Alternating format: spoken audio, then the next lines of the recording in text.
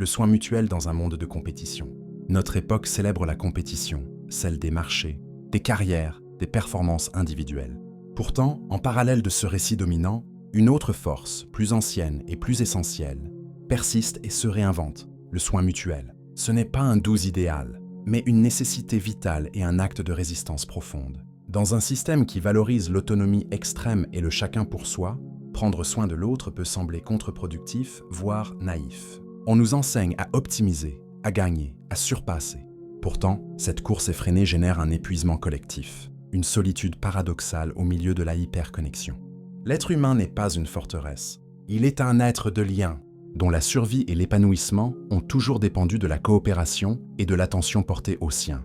Le soin mutuel est l'antidote à cette logique de la rivalité. Il ne s'agit pas de charité verticale, mais de réciprocité horizontale. Écouter, soutenir, partager des ressources, accompagner dans les difficultés. C'est reconnaître que notre propre bien-être est inextricablement lié à celui de notre entourage et plus largement de notre communauté. Ce réseau de soutien constitue notre véritable sécurité sociale et psychologique. Ce principe s'incarne partout, dans les voisins qui gardent un enfant en dépannage, les collègues qui se relayent sur une tâche difficile, les réseaux d'entraide locaux, l'ami qui écoute sans juger. Ces gestes recréent du tissu là où la compétition tend à isoler. Ils rappellent à ce que la valeur d'une société ne se mesure pas seulement à son PIB, mais à sa capacité à prendre soin de ses membres les plus vulnérables.